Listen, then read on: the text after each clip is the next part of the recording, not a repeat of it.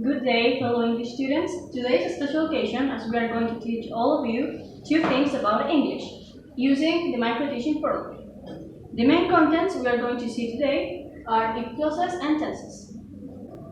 Also, we'll be putting on screen many example exercises that you can complete as we explain some of the major points along the way.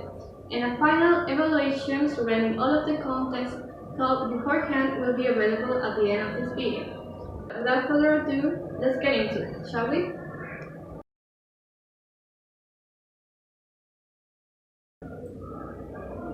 Now, to give you guys an introduction in regards to the topic of tenses, we need to define the concept of tenses itself.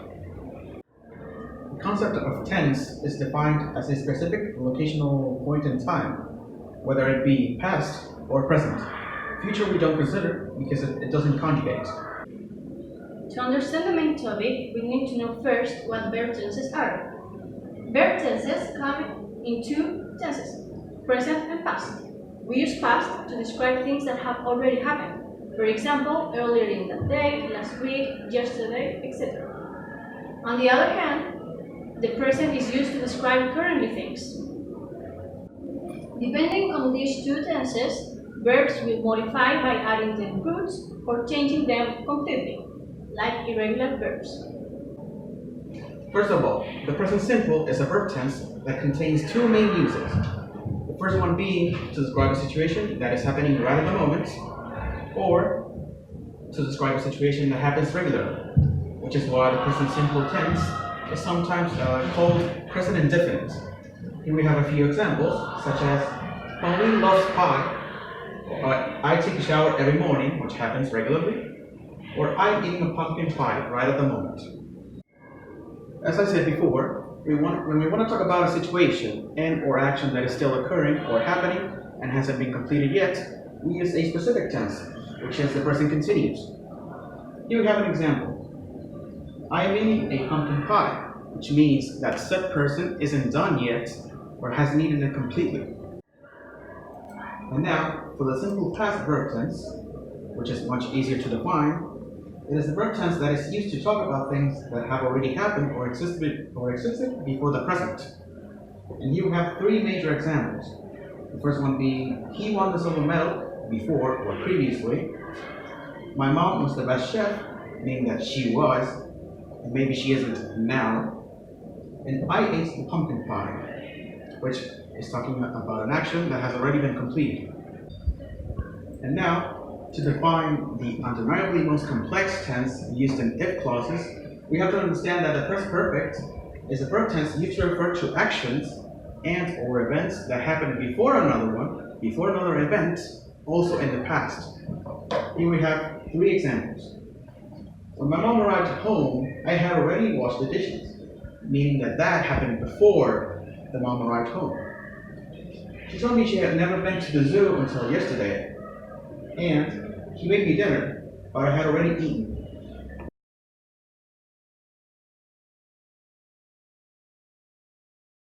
Now let's move on into the next topic.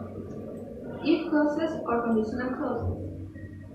They are used to express that the action in the main clause can only take place if a condition is fulfilled. We have the type 0 first. Here we use the present plus present. Like in this example, if it rains, the grass gets wet.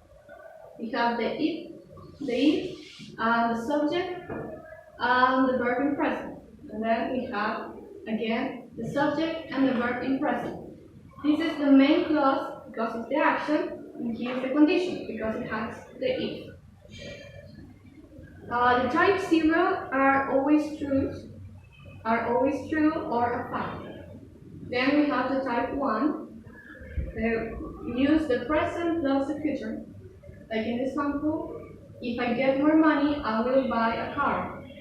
We have the subject and the verb in present, and then we have the will to express the future.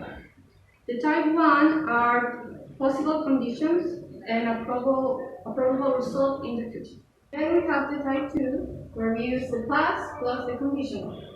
We have the example, if I were rich, I will buy an island. Have the past, the verb in past, and the conditional would. The type 2 is used for things that are not real or hypothetical situations. And then we have finally the type 3, where we use the past perfect, the conditional, and the present perfect. In this example, if I had studied more, I would have passed the subject. We have the past perfect, I had studied, the conditional would, and the present perfect, have passed the subject.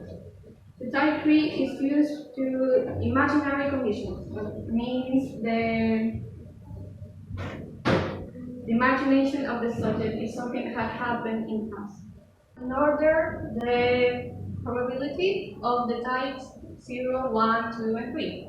We have the high probability, the type 0, a probability, the type 1, a low probability, the type 2, and the no probability, type 3, because it's an imaginary situation.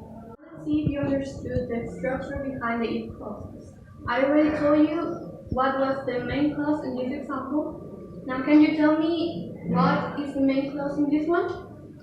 The main clause in that particular sentence would be I will buy a car, because that is the action that is going to take place in case the condition in present is met. Very good. And this one? The main clause would be I will buy an island. And in the last one? The main clause in that sentence would be I would have passed the subject. Very good. Now we be the other way around. Like the grass gets wet if it rains.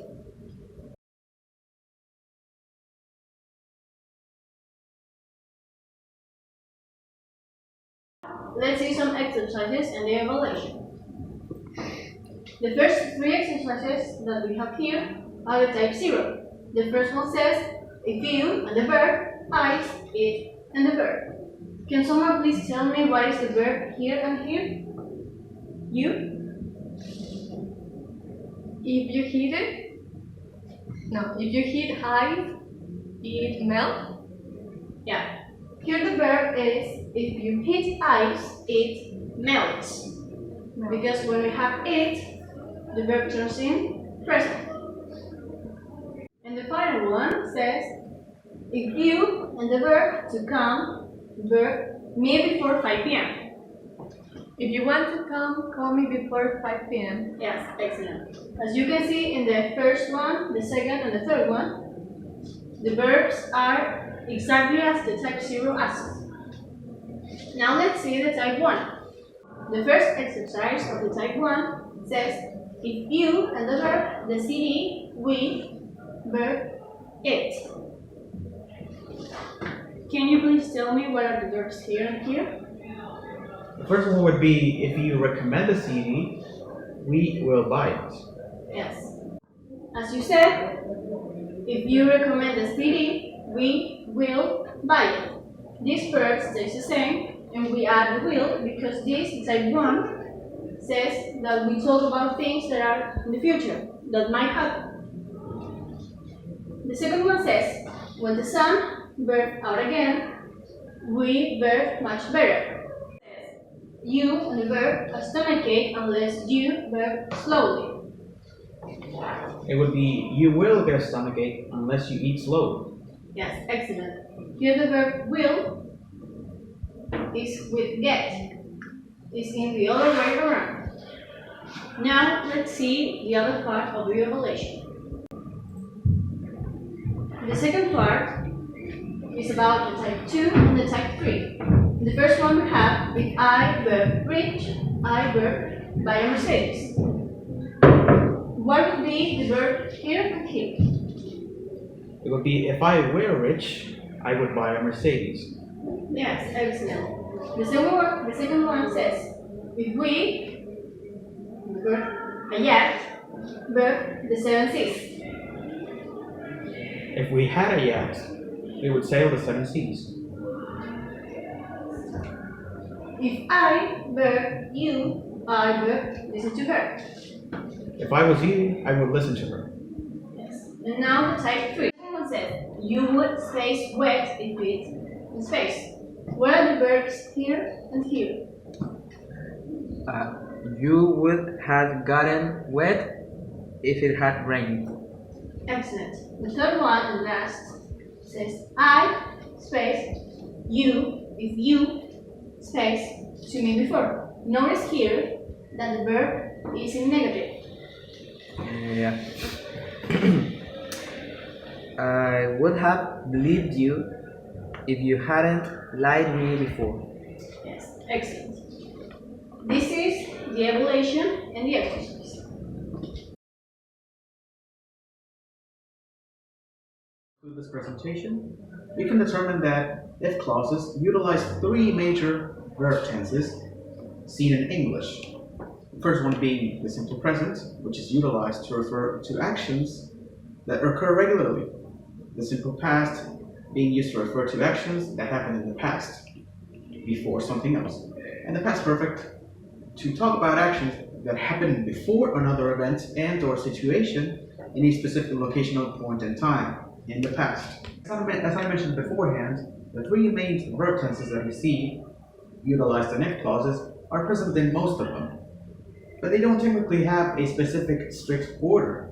You're going to see these tenses all the way turn around in various occasions. For example, if I was to say, I would go to the cinema if I had the money, or you can just say, I would go to the cinema if I had the money.